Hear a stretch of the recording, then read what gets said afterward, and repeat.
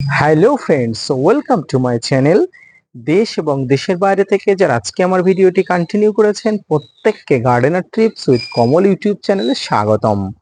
তো ফ্রেন্ডস, আজকে আমি আলোচনা করব আমের মুকুল থেকে যে গুটি, এই গুটিগুলো সঠিকভাবে সেট হওয়ার পরে কি কি খাবার দেবেন, কি কি পুষ্টিকর খাবার আপনার ছাদ বাগানে আম গাছে সঠিকভাবে দিতে হবে, তাহলে গাছের যে ফলগুলো আছে অর্থাৎ গুটিগুলো যে সেট হয়ে গেছে, সে সেট হওয়া গুটিগুলো সঠিক হারে সঠিকভাবে বৃদ্ধি পাবে।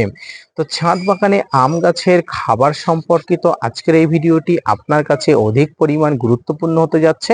ভিডিওটি না স্কিপ করে কন্টিনিউ করবেন, তাহলে ছাদ বাগানে আম গাছের গুটির খাবার সম্পর্কিত এই ভিডিওটি দেখলে আপনার যাবতীয় সমস্যার সমাধান হয়ে যাবে। তো আপনারা দেখছেন আপনাদের প্রিয় YouTube channel Gardener Trips with Kamal. তো ফ্রেন্ডস, আম গাছের মুকুল থেকে গুটি সেট হওয়ার পরেই আমাদের আসল পরিচর্যা শুরু হয়।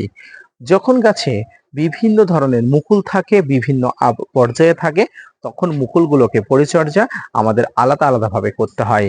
অর্থাৎ সেই সময় জলের মেনটেন যেমন ঠিক করতে হয়, কীটনাশক এবং ফাঙ্গিসাইডের ব্যবহারও ঠিক করতে হয়। তো ফ্রেন্ডস, এবার গাছে যে মুকুল থেকে নতুন গুটি ধরে গেছে, অর্থাৎ গুটিগুলো ধরে গেছে, সেই গুটিগুলোকে কিভাবে ধরে রাখবেন সেটাই আপনার কাছে চ্যালেঞ্জ। প্রাথমিক অবস্থায় প্রাকৃতিক বিপর্যয় তো আছে, অর্থাৎ ঝড় বৃষ্টি ইত্যাদি তো আছে, পাশাপাশি আপনার যে মুকুলগুলো যে ম্যানুয়ালি পরিচর্যা করতে হয় সেই পরিচর্যাগুলোকে আপনাকে করতে হবে। ফ্রেন্ডস, আপনারা যেটি দেখতে পাচ্ছেন এটি একটি উন্নত প্রজাতির একটি আম গাছ। তো এই আম গাছে প্রায় 1 বছর বয়স আম গাছটা, যার কারণে আম গাছে প্রচুর মুকুল এসেছিল, আপনারা দেখেছিলেন। তো এই মুকুলগুলো থেকে মাত্র 6টা আম ধরেছে, এতেই আমি প্রচুর খুশি। তো এই আমগুলোকে একেবারে কিভাবে পরিচর্যা করতে হবে, কি কি সার দিতে হবে, তো আসুন এবার আলোচনা করি।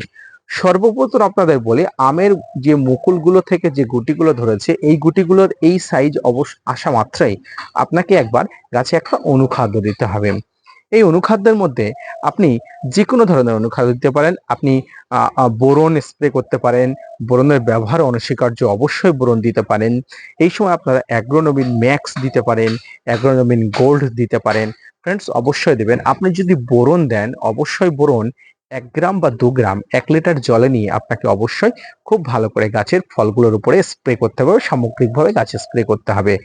আপনি যদি অ্যাগ্রোনমিন গোল্ড বা অ্যাগ্রোনমিন ম্যাক্স দেন, অবশ্যই নির্দিষ্ট পরিমাণ নেবেন এবং আপনি যে কোনো ধরনের যেখান থেকে কিনবেন তাদের কাছ থেকে জেনে নেবেন কতটা দেবেন পার লিটারে, বা আপনি যে কৌটা থাকবে সেই কৌটার গায়ে আপনাদের অবশ্যই ডিরেকশন দেওয়া থাকবে, ডিরেকশন অনুযায়ী ব্যবহার করবেন। এর পাশাপাশি যেটা ব্যবহার করবেন সেটি হচ্ছে এই সময় ফাঙ্গাস জনিত আক্রমণে গাছের এই যে ধরা ফলগুলো অবশ্যই ঝরে পড়ে, তাই এই সময় বিভিন্ন ধরনের ফাঙ্গিসাইড ব্যবহার করতে পারেন। এই সময় আপনি সাপ, ম্যান সাপ, ব্যাবিস্টিন, রেডোমিন গোল্ড, যে কোনো ধরনের কোনো কিছু ব্যবহার করতে পারেন। এই ফাঙ্গিসাইড যখনই দেবেন 1 থেকে 2 গ্রাম 1 লিটার জলে নিয়ে আপনারা অবশ্যই করবেন। 7 থেকে 10 দিন অন্তর অন্তর আপনারা ফাঙ্গিসাইডের ব্যবহার অবশ্যই রাখবেন। এর পাশাপাশি আপনারা যেটি ব্যবহার করবেন সেটা হচ্ছে কীটনাশকের ব্যবহার বিধি। এই কীটনাশকের ব্যবহার বিধি আপনার গাছকে অবশ্যই বিভিন্ন ধরনের রোগাক্রান্ত কীটপতঙ্গ থেকে যেমন রক্ষা করবে, পাশাপাশি আপনার গাছে বিভিন্ন ধরনের চোষক পোকা, পাতা খাওয়া পোকা, জাপ পোকা, মিলিবাগ, সাদামাছি সমগ্র পোকার আক্রমণ থেকে গাছকে দূর করবে। তাই এক্ষেত্রে আপনি ইমিডাক্লোপিড গ্রুপের যে কোনো ধরনের কীটনাশক আপনারা ব্যবহার করতে পারেন। এই সময় আপনি একবার প্রোফেক্স সুপারও ব্যবহার করতে পারেন। তো ইমিডাক্লোপিড গ্রুপের যে কোনো কীটনাশক বা প্রোফেক্স সুপার আপনি যদি নেন, তাহলে অন্তত 1 থেকে 2 ml প্রতি লিটার জলে নিয়ে আপনারা স্প্রে করে দেবেন এই ধরনের আম ধরা গুটি, আম ধরা গাছে বা আমের উপরে বা গাছের পাতা আপনারা ভালো করে স্প্রে করবেন।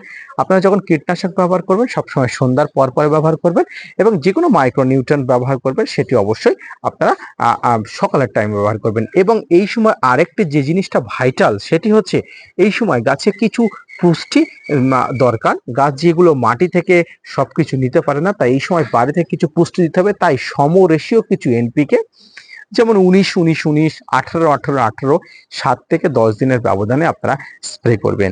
এ তো গেল স্প্রে করার ফর্ম। এবার আসি গাছের গোড়ায় খাবার দেওয়ার কথা। ফ্রেন্ডস, গাছের এই ধরনের গুটিগুলো এখন খুব বড় হয়ে গেছে, এখন গাছের বাইরে থেকে খাবার দেওয়ার প্রয়োজন আছে। এই সময় আমাদের যে টবের মাটি থাকে, টবের মাটিতে পরিমিত সংখ্যক খাবার থাকে। এই খাবারগুলো কখনো কখনো সঠিক পরিমাণ থাকে, কখনো কখনো থাকে না। তাই এই সময় সঠিক পরিমাণ খাবার আপনাকে দিতে হবে। এই খাবারের মধ্যে প্রথম সেটি হচ্ছে জলের ব্যবস্থাপনা আপনাকে ঠিক রাখতে হবে। আপনার গাছে টবের মাটিটা সবসময় যেন ভিজে ভিজে ভাব থাকে। ওভার ওয়াটারিং করবেন না বা কম ওয়াটারিং দেবেন না। তো ফ্রেন্ডস, সব এটা করবেন। এবং এটি যেটা করবেন সেটি হচ্ছে এই সময় 7 দিন অন্তর অন্তর, এই যে দেখতে পাচ্ছেন এইটি হচ্ছে মাস্টার কেক, অর্থাৎ আহ, আম, যেটি হচ্ছে খোল পচানো জল। এই খোল পচানো বা খোল ভিজানো জল আপনারা 7 থেকে 10 দিন অন্তর অন্তর গাছের গোড়ায় দেবেন, অবশ্যই ভালো কাজ হবে। এর পাশাপাশি আপনাকে একটা ভারী মিশ্র জৈব সার দিতে হবে।